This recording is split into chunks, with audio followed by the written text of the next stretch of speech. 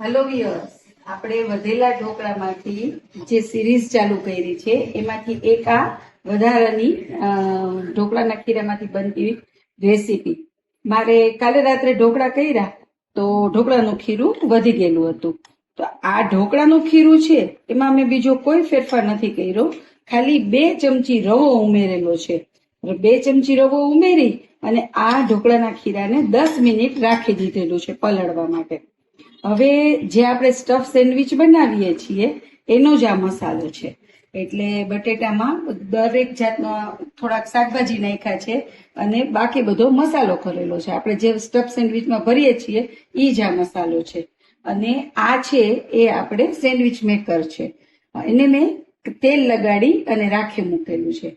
તો હવે આપણે શું કરશું કે જે આ ઢોકળાનું ખીરું છે એને પહેલા આપણે સેન્ડવિચ મેકરમાં નાખી દઈશું, કોર કરી દઈશું. બરાબર.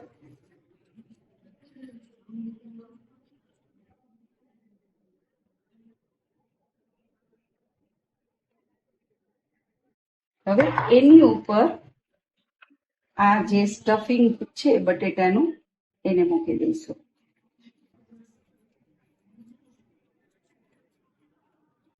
સેજ ફ્લેટ કરીને મૂકશું. હવે ત્યાર પછી ફરી પાછું બેટર ઉપર આપણે સ્ટફિંગ ઉપર ઢોકળાનું બેટર મૂકી દઈશું.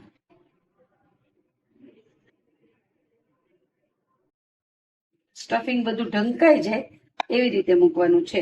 સેમ એવી જ રીતે બીજી બાજુ મૂકશું આપણે.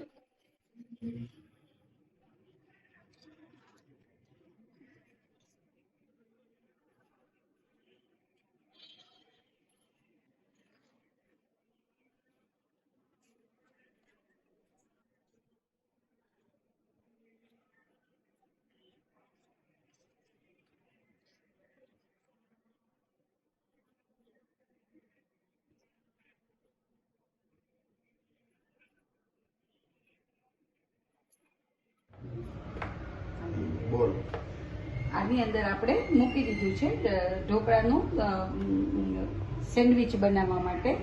તો આને હવે આપણે 10 થી 12 મિનિટ માટે શેકી લેવાની છે આ સેન્ડવિચ મેકરમાં.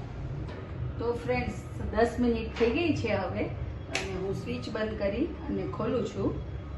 જો આપણી ઢોકળાના બચેલા ખીરામાંથી સેન્ડવિચ કેટલી સરસ લાગે છે.